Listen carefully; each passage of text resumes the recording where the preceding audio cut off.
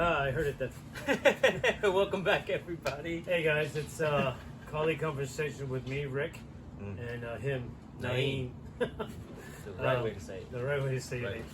it.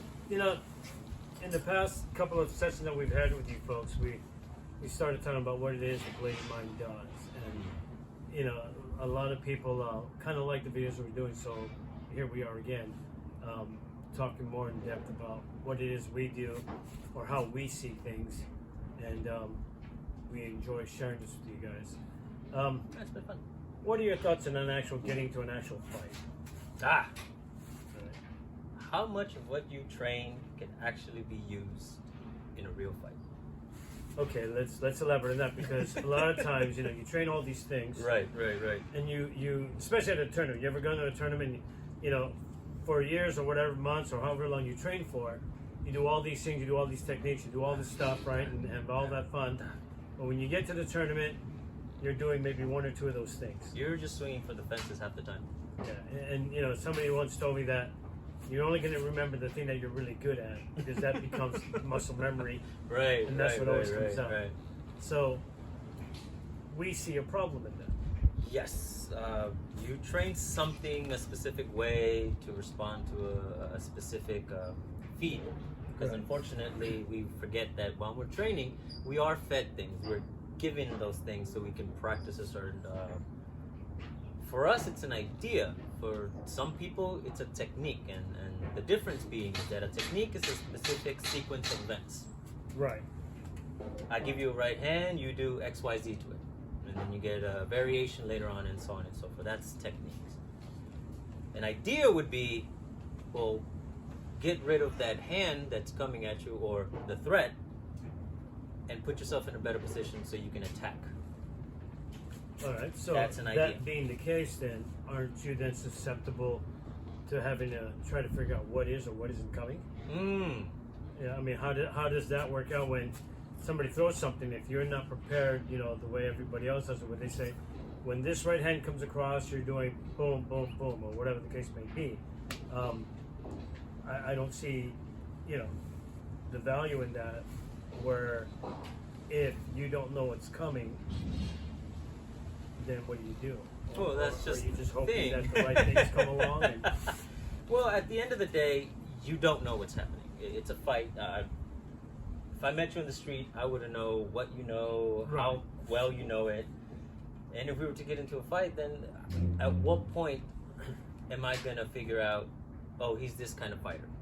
You're going to throw this kind and of that's thing. interesting that you said, because one of the biggest problems in training like this, or like when you're out of school, you're fighting students who fight the way you fight. Mm-hmm. And when you get out in the streets, You don't see that. it's none of that, because they're not the same kind of student you are. They might not be doing the same style, the same system, whatever the case may be. So you're kind of blind, you know, fighting obviously blind, which I see a giant problem in that, because if I'm training all day long with one of my fellow students, and we do this pattern of things, and then he throws his kick or punch or whatever it is, and I know I can do this, he, as a fellow student, will give me those things Right. properly. He'll feed me right. He'll throw that kick properly. Blah blah blah. In the right place. And then at I the will right always time. be able to defend it. So that gives me the security that, oh, I can do this. This is what I'm going to But do. it's a false sense of security. And that's the point, I think, that is the biggest difference, is that you get this sense of knowing, oh, I can do this, this, and this against that. And what if that never comes? What if that kick never happens? Right. Or what if in the process of reaching for that kick or that punch, something else comes in between, and now what do? How do you recover? Right. And you know, and I think that's why the Bladed Mind, we say it shouldn't be that. No. You just deal with whatever comes. You take care of the immediate threat, Right. and you go from there. At its most basic, the Bladed Mind is just move. Because if you're just, for example, in a fight and you're frozen, and you're waiting. Do you see people do this all the time? You see people do this. They're just, this thing when the guy goes, coming? Is it coming? and you don't know what to do. Is Right? it coming? But if instead your mentality is, I'm just gonna move. I'm just gonna do something Right. with purpose. whether that purpose is to run the hell out of there or run through your opponent. Right. But that's a better idea than trying to work Yes. all these physical things. You're playing Rochambeau. Right, And, right. and I suck at that game. I've never gotten one right. I always get it wrong. There's always somebody that knows how to do it better. They say I have a tell. I don't know what it is, though. Yeah. So that does bring up an interesting problem then, is that how do you, as somebody who's getting ready to fight, because you got to remember, adrenaline, fear, and all those things that are included in that Cortisol running through your body. kicks in, and you can't think straight. You know, he mentioned cortisol, and what that is, it's a chemical that's released in your head, and what it does, it clouds judgment. That's why you have a fight or flight. You know, whenever something happens, you panic. You're like, oh my god, what do I do? And you're either gonna run or you're gonna sit there and fight. Right. You know, That's the purpose of the chemical itself, is to prepare your body to do one of those things, so it stops other functions that aren't necessary for that particular thinking moment. is one of those functions. It's stupid. Yeah, it doesn't let you think properly. It just lets you do one or the other. It's a little counterintuitive, and it's Right. one of the more primitive parts of our brain, and to an extent it is necessary, but we've gone beyond that, especially if you're looking at social norms. We've gone beyond that idea of, oh, I'm just going to run or I'm going to fight my way through, yet it still happens. So we need a different way of dealing with it than what we've known for so long. So one of the ways to deal with that cortisol release is to just keep relaxed, breathe, and that's it. Because what that'll do is it'll kick the chemical back, and then you're able to think clearly. It's just like when you lose your key and you go out to the car and you're like, oh my god, you have this panic, and then if you stop and breathe for a minute, you go, oh, I know where it is. It's right on the kitchen table where I left it. This morning, And that's what that is. So if you can control that, then you're not going to have that release. You're not going to have the fight or flight, and you're going to be able to think more normal and know exactly what you want to do when something comes about. Something just clicked in my head. Oh, what was that? In the way I was trained by him and his brother Danny, a big portion of that is you guys tell us breathe, relax. There shouldn't be any tension in your body in anything that you're training.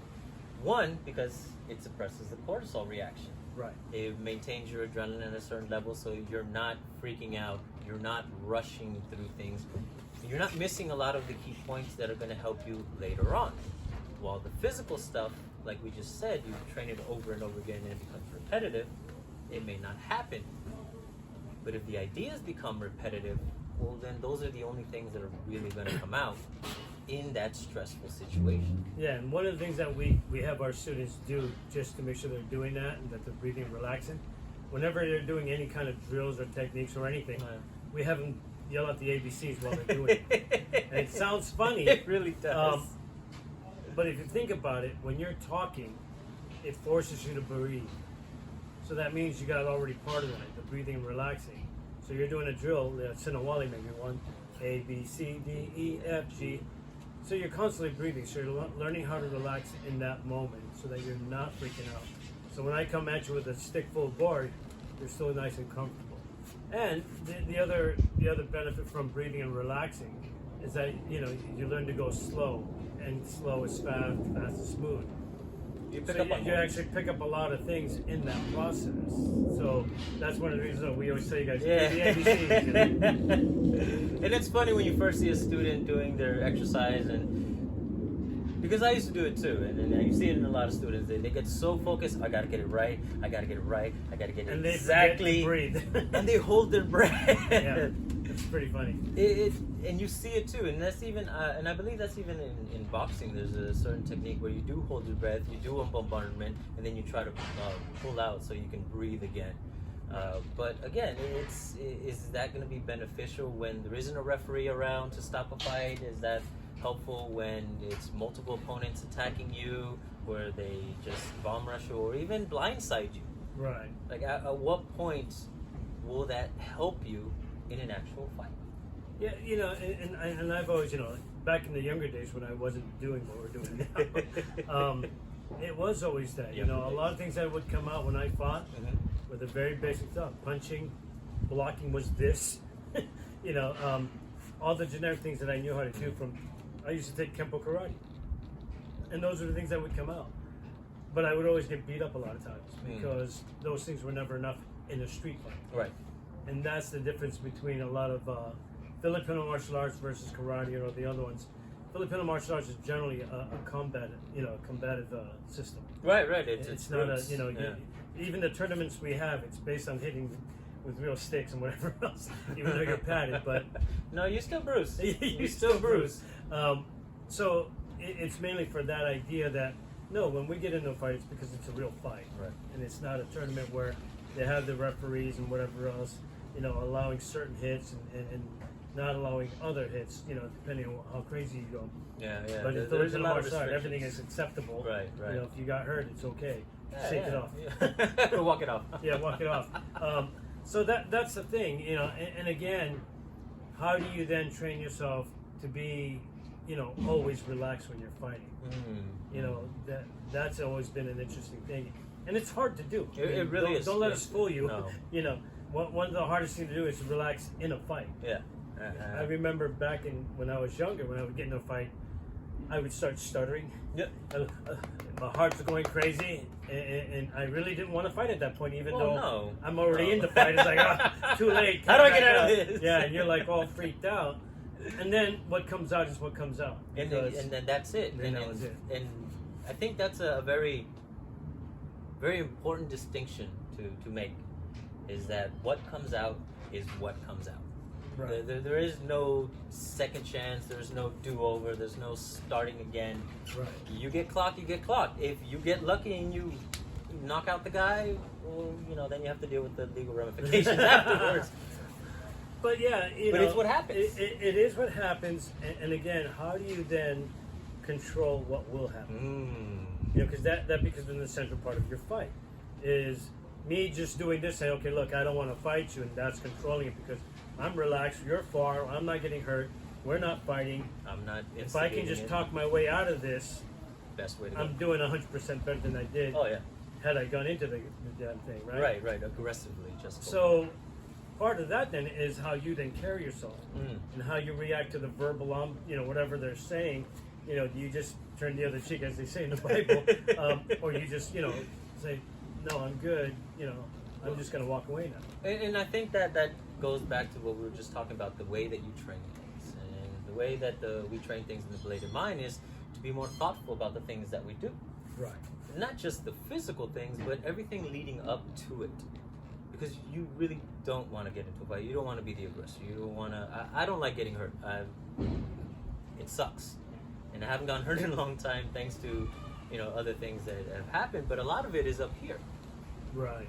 What is going on in front of you? It's being thoughtful to what's happening in front of you and understanding that it can go one way or the other. Yeah, it can go bad real fast. And if you're pressing it to go the bad way, it will do that. Right.